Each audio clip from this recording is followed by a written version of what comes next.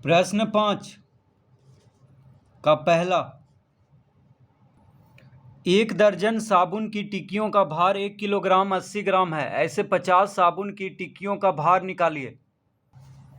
तो एक दर्जन में 12 पीस होता है, यानी 12 साबुन की टिक्कियों का भार दिया हुआ है। तो लिखेंगे 12 साबुन की टिक्कियों का भार बराबर दिया हुआ है 1 किलोग्राम 80 ग्राम। तो 12 साबुन की टिक्कियों का भार दिया हुआ है 1 किलोग्राम 80 ग्राम। तो 1 किलोग्राम 80 ग्राम को पहले किलोग्राम में बदल लेंगे, तो बराबर हो जाएगा 1 जोड़ 80 बटा 1000 किलोग्राम। देखिए किलोग्राम और ग्राम दोनों में दिया हुआ है, तो पहले किलोग्राम में इसको बदल लेंगे। तो 1 किलोग्राम में 1000 ग्राम होता है, तो ग्राम को किलोग्राम में बदलने के लिए क्या करेंगे, 1000 से भागा। तो 80 को यानी 80 ग्राम बराबर हो जाएगा 80 बटा 1000 किलोग्राम, और 1 में जोड़ देंगे। 1 शून्य से 1 शून्य कट जाएगा। अब यहाँ पे 100 है, तो 100 लघुत्तम लेंगे। तो 100 गुना 1 100 जोड़ 8 किलोग्राम। 100 जोड़ 8 हो गया 108। 108 बटा 100 किलोग्राम। तो 108 को 100 से भाग देंगे तो आ जाएगा 1.08 किलोग्राम। यानी 1 दर्जन साबुन की टिक्कियों का भार है 1.08 किलोग्राम। तो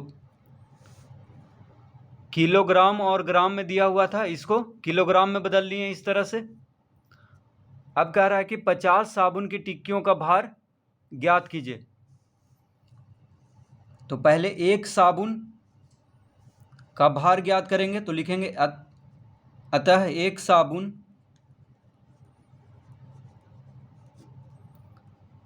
की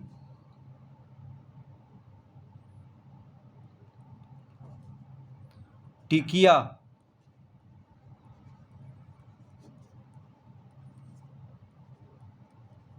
भार बराबर हो जाएगा 1.08 बटा 12 किलोग्राम। तो 12 साबुन का भार दिया हुआ है 1.08 किलोग्राम। तो एक साबुन का भार कितना होगा, 1.08 को 12 से भाग दे देंगे। अब 50 साबुन की टिक्कियों का भार निकालना है। तो एक साबुन की टिक्किया का भार निकल चुका है, तो अब हम जितना पूछेगा उतना साबुन की टिक्कियों का भार ज्ञात कर सकते हैं। तो लिखेंगे अतः 50 साबुन की टिक्किया का भार बराबर 1.08 बटा 12। तो एक साबुन की टिक्किया का भार है 1.08 बटा 12 किलोग्राम। इसमें 50 गुना कर देंगे, क्योंकि 50 साबुन की टिक्किया का भार निकालना है। और यहाँ पे लिखेंगे किलोग्राम।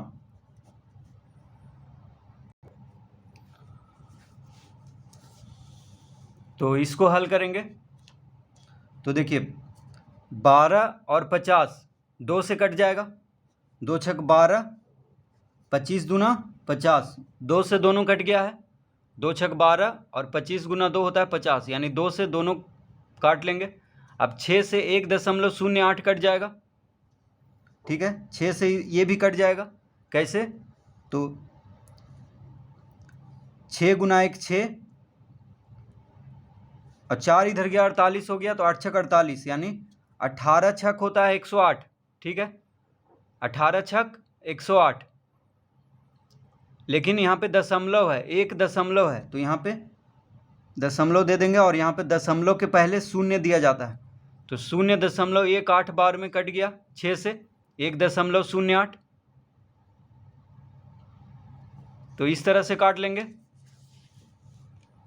अब 0.18 और 25 को जब गुना करेंगे तो आ जाएगा 4.5। क्या आएगा? 4.5 किलोग्राम। तो 4.5 किलोग्राम का मतलब हुआ 4.5 किलोग्राम। ठीक है, 4.5 किलो। तो इसको हम लिख सकते हैं 4.5 का मतलब हुआ 4.5 और किलोग्राम, यानी 4.5 किलो भार हुआ 50 साबुन की टिक्कियों का। तो इसको हम क्या लिख सकते हैं? 4.5 किलो का मतलब हो गया 4 किलोग्राम और 50 ग्राम, ये 500 ग्राम, माफ़ कीजिए। तो 4.5 किलोग्राम का मतलब हो गया 4 किलोग्राम 500 ग्राम। 1 किलोग्राम में 1000 ग्राम होता है, तो आधा किलोग्राम में 500 ग्राम होगा। आधा किलो में कितना ग्राम होगा? 500 ग्राम। तो देखिए 4.5 है, यानी 4 और आधा है, तो 4 किलोग्राम और 500 ग्राम हो गया। तो 50 साबुन की टिक्कियों का भार हो जाएगा 4 किलोग्राम 500 ग्राम। तो इस तरह से इसको हल करेंगे।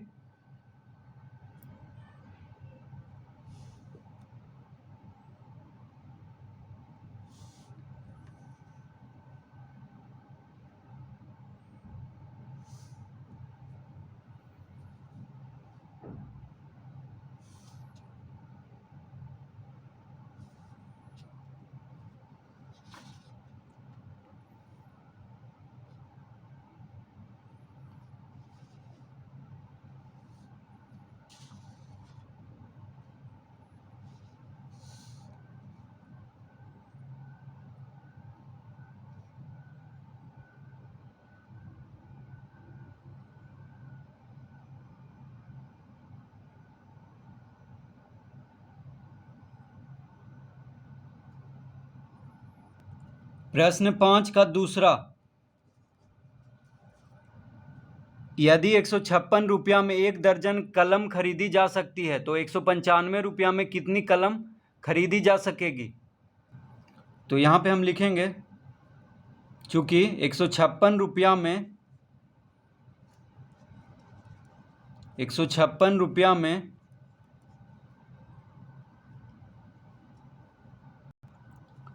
तो 156 रुपया में 1 दर्जन कह रहा है, 1 दर्जन में 12 पीस होता है, तो 156 रुपया में 12 कलम खरीदी जा सकती है।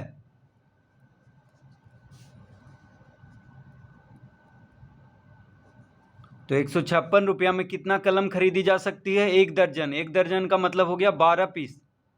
1 दर्जन में 12 पीस होता है, तो 156 रुपया में 12 कलम खरीदी जा सकती है। तो 195 रुपया में कितना कलम खरीदी जा सकेगी? तो उसके लिए हम पहले 1 रुपया में कितना कलम खरीदी जा सकती है वो निकालेंगे। तो अतः 1 रुपया में 12/156 कलम खरीदी जा सकेगी।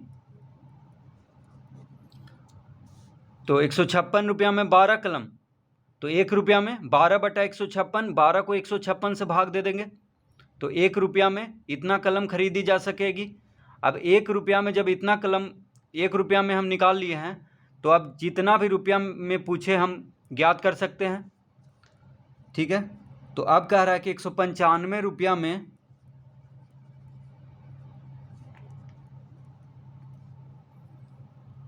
195 रुपया में कितना कलम खरीदी जा सकेगी। तो 1 रुपया में कितना कलम? 12/156। देखिए 12 को 156, यानी इधर वाला को इससे भाग देंगे। ठीक है, जब 1 निकालना रहता है तो इसको इससे भाग देंगे, यानी 12/156 हो गया। ये हो गया 1 रुपया में। तो 1 रुपया में जितना कलम खरीदी जा सकती है उसमें 195 गुना कर देंगे, तो निकल जाएगा 195 रुपया में कितना कलम खरीदी जा सकती है। अब देखिए इसको हम काटते हैं, तो 12 से 156 कट जाएगा। देखिए 12 गुना 1 12, 3 इधर गया, 15 है तो 3 इधर जाएगा, 12 3 15 होता है, तो 36 हो गया। तो 12 तिया 36, यानी 12 से 156 13 बार में कट जाएगा। ठीक है, अब 13 से 195 भी कट जाएगा, तो 13 गुना 1 13, 6 इधर गया, 13 6 19 होता है, तो 6 इधर गया, 65 हो गया, 13 5 65, यानी 15। तो कितना आ गया, बराबर 15, यानी 195 रुपया में 15 कलम खरीदी जा सकेगी। तो इसका उत्तर आ गया 15। तो 156 रुपया में 12 कलम, तो 1 रुपया में 12/156 कलम, तो 195 रुपया में 12/156 गुना 195, यानी 15 कलम।